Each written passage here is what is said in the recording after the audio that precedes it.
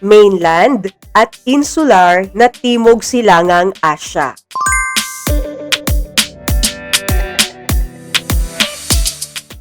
Mapang Usisang Pagbati, Grade 7. Hindi lamang mga guhit sa mapa ang mga bundok, ilog, dagat at pulo. Bawat anyong lupa at anyong tubig ay may sariling kwento kung paano nabuo at kung paano nito naaapektuhan ang pamumuhay ng mga tao sa Timog Silangang Asya. Mula sa matatayog na kabundukan hanggang sa mahalagang kipot at dagat, makikita ang malaking papel ng kalikasan sa paghubog ng rehiyon. Ngunit sa dami ng pangalan at lugar, may agad tumatatak at may ilan talagang mahirap tandaan. Kaya naman balikan natin ang tungkol sa pisikal na katangian ng Timog Silangang Asya sa aral ng nakaraan, ating balikan. Mapa, memorya, check. Tukuyin kung tama o mali ang bawat pahayag. Ang Borneo ay ikatlong pinakamalaking pulo sa daigdig. Tama. Ang Kakaboratsi ang pinakamataas na bundok sa Timog Silangang Asya na matatagpuan sa Thailand. Mali. Ang Kakaboratsi ang pinakamataas na bundok sa Timog Silangang Asya na matatagpuan sa Myanmar. Ang kipot ay makitid na daan ng tubig na nagdurugtong sa dalawang mas malaking anyong tubig. Tama. Ang Eurasian Plate, Philippine Sea Plate at Indo-Australian Plate ay kabilang sa mga tectonic plate na nakaapekto sa Timog Silangang Asya. Tama. Ang Tangway ay lupaing napaliligiran ng tubig sa apat na panig. Mali. Ang Tangway ay lupaing napaliligiran ng tubig sa tatlong panig. Kabilang ang malaking bahagi ng Timog Silangang Asya sa Pacific Ring of Fire. Tama. Ayon sa Continental Drift Theory, ang supercontinent na Pangaea ay biglaang nagkahiwa-hiwalay. Mali. Ayon sa Continental Drift Theory, ang supercontinent na Pangaea ay unti-unting nagkahiwa-hiwalay. Ang Ilog Mekong ay mahalaga sa transportasyon, agrikultura at pangingisda sa rehiyon. Tama. Ang mga anyong lupa at anyong tubig ay may impluwensya sa transportasyon, kalakalan at kabuhayan ng mga tao. Tama. Ang Indonesia ay binubuo ng humigit kumulang 1,700 pulo lamang. Mali. Ang Indonesia ay binubuo ng humigit kumulang 17,000 pulo. Isang rehiyon, dalawang pangkat. Suriin ang mapa at sagutin ang mga tanong. Aling mga bansa ang magkakalapit? Myanmar, Vietnam, Laos, Thailand, Cambodia, Malaysia, Singapore. Aling mga bansa naman ang tila nahihiwalay? Philippines, Brunei, silangang bahagi ng Malaysia, Indonesia, Timor-Leste. Kung hahatiin sa dalawang pangkat ang mga bansa sa rehiyon, paano kaya ito maaring gawin? Batay sa mga bansang magkakarugtong ang kalupaan at mga bansang binubuo ng mga pulo o kapuluan. Ang Timog Silangang Asya ay nahahati sa dalawang pangunahing bahagi, ang mainland at insular na Timog Silangang Asya. Layunin ng araling ito na matukoy ang pagkakaiba ng mainland at insular na bahagi ng Timog Silangang Asya. Maiuri ang mga bansa ayon sa kanilang lokasyon at anyong pisikal, at maipaliwanag kung paano nakaaapekto ang pagiging mainland o insular sa ugnayan, kabuhayan, kalakalan at pamumuhay ng mga tao sa rehiyon. Mainland Southeast Asia. Ang mainland o pangkontinenteng Timog Silangang Asya ay bahagi ng rehiyong Timog Silangang Asya na karugtong ng malaking kalupaan ng kontinente ng Asya. Matatagpuan ito sa isang tangway na nasa pagitan ng South China Sea at Indian Ocean. Kabilang dito ang Myanmar, na may capital na Naypyidaw.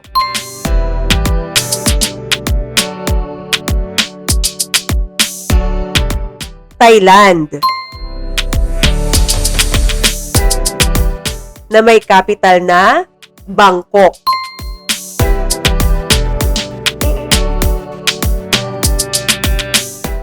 Laos,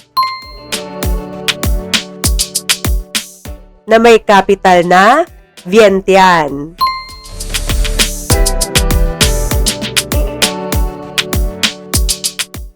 Cambodia, na may capital na Phnom Penh.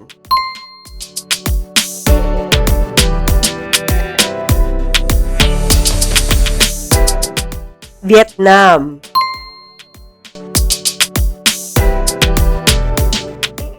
na may capital na Hanoi.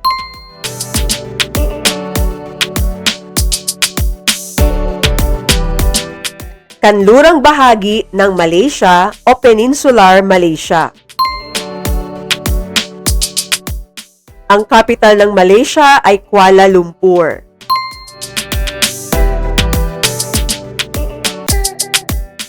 At Singapore, na may capital na Singapore.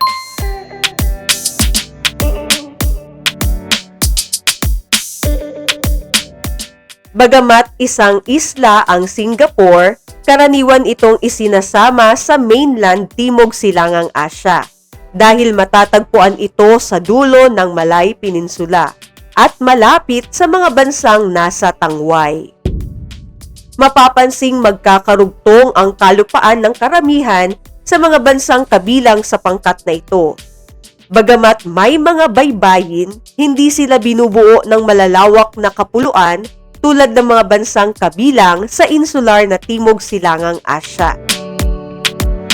Insular Southeast Asia. Ang insular o pangkapuluang Timog Silangang Asya naman ay bahagi ng rehiyon na binubuo ng mga pulo at kapuluan. Mas malapit ito sa dagat, baybayin at mga rutang pandagat. Kabilang dito ang Pilipinas,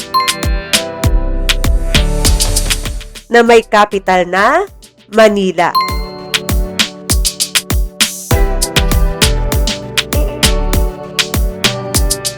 Brunei Darussalam, na may capital na Bandar Seri Begawan.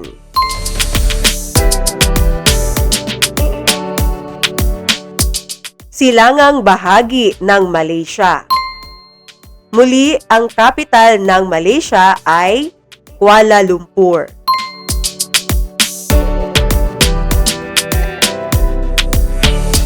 Indonesia, na may capital na Jakarta.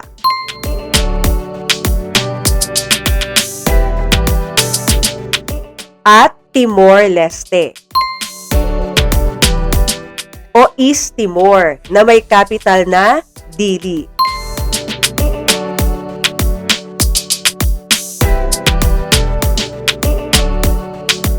Sa mapa, mapapansing hiwa-hiwalay ang kanilang mga lupain at pinagdurugtong ng mga dagat at kipot.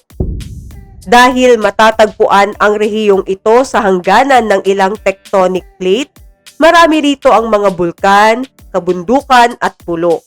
Dahil dito mayaman ang rehiyon sa likas na yaman at biodiversity.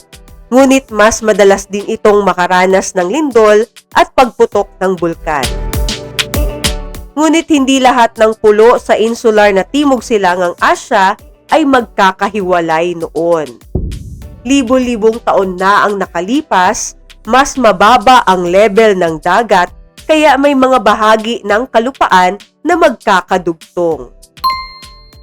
Ang Sunda Shelf ay mababaw na bahagi ng kalupaan sa ilalim ng dagat na dating nag-uugnay sa ilang lugar sa Indonesia, Malaysia at Brunei. Sa kabilang panig naman ay ang Sahul Shelf na may kaugnayan sa Australia at New Guinea. Sa pagitan ng dalawang bahaging ito, matatagpuan ang Walasi, isang sona na tahanan ng maraming natatanging halaman at hayop. Dahil sa pagtaas ng level ng dagat at iba pang pagbabagong geolohikal, nahati ang dating magkakaugnay na lupain at naging mga pulo at kapuluan. Isa ito sa mga dahilan kung bakit napakaraming pulo at napakayaman ng biodiversity sa insular na Timog Silangang Asya. Special case, ang Malaysia. Ang Malaysia ay maikakategorya bilang parehong mainland at insular. Ang West Malaysia ay nasa Malay Peninsula kaya may katangiang mainland. Ang East Malaysia naman ay nasa pulo ng Borneo kaya may katangiang insular.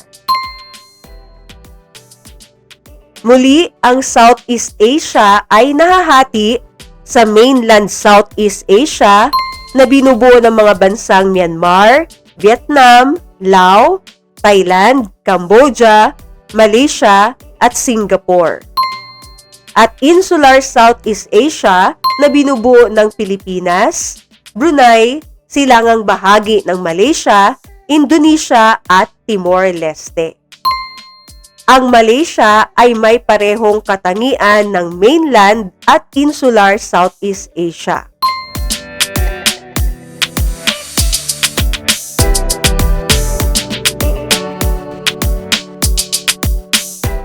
Hugis pa lang, alam na. Tukuyin ang bansa gamit ang hugis nito.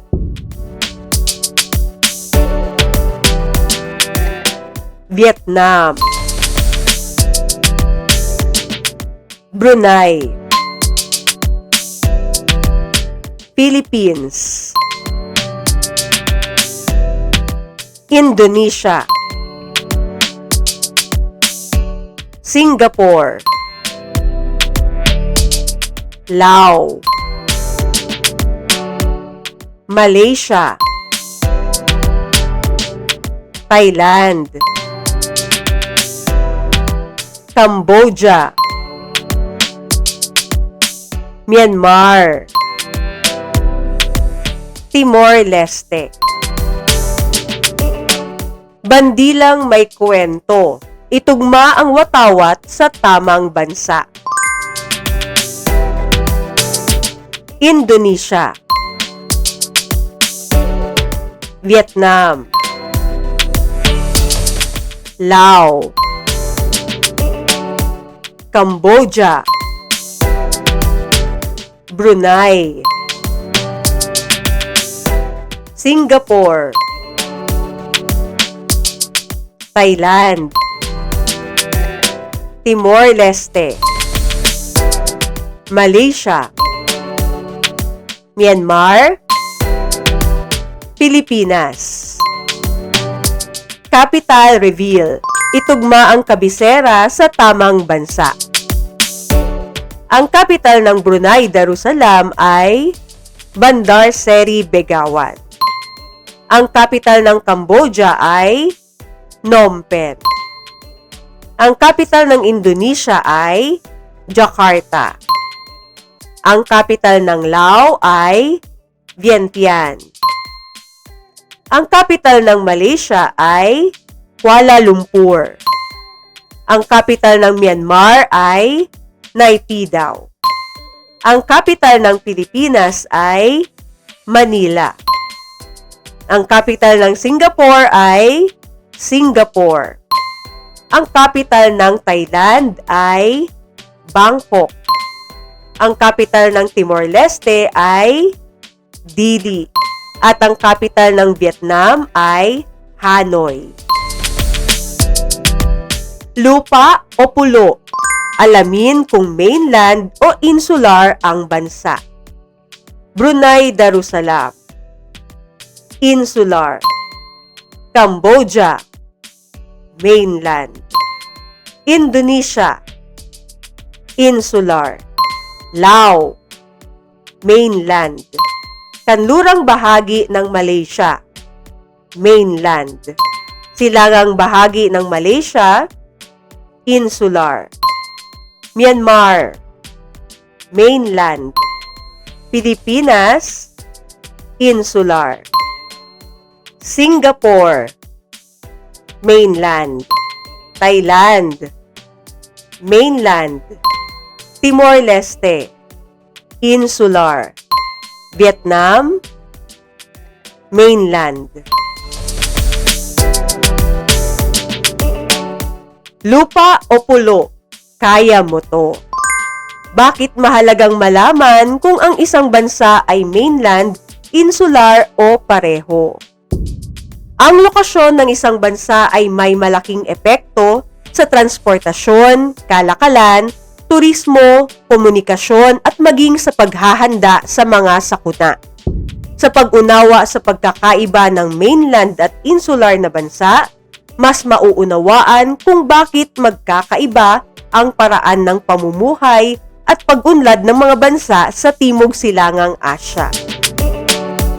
Pumili ng gawaing nakatalaga sa pangkat.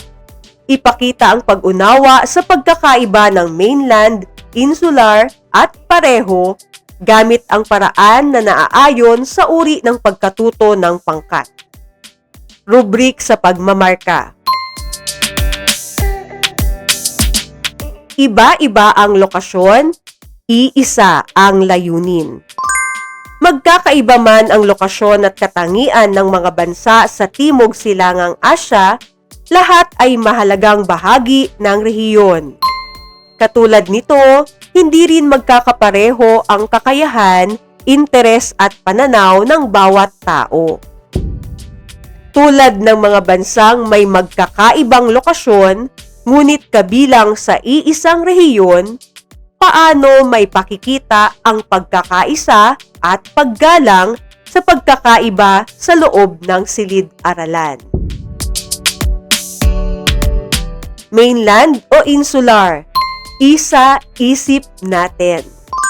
Sa kwaderno, gumawa ng isang simpleng concept map tungkol sa mainland at insular na Timog Silangang Asya.